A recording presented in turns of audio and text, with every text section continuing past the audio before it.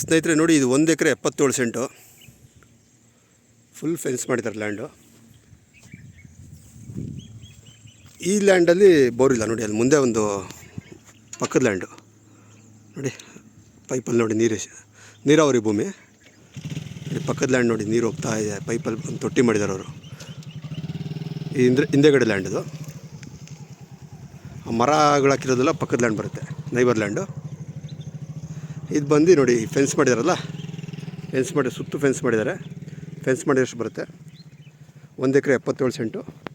So ಇದರಲ್ಲಿ bore ಏನಿಲ್ಲ ಸ್ನೇಹಿತರೆ. ಸೊ ಫೆನ್ಸ್ ಮಾಡಿ ಅಡ್ಬಸ್ ಮಾಡಿ ಇಟ್ಟಿದ್ದಾರೆ.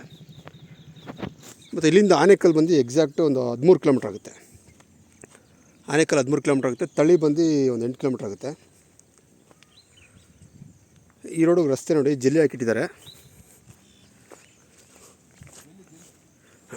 ಜಲ್ಲಿ ಹಾಕಿದ್ದಾರೆ. ಇದು ನಕಾಶೆ ರೋಡು, 30 ಅಡಿ ರೋಡು. 30 ಅಡಿ ಅಲ್ವಣ ಇದು?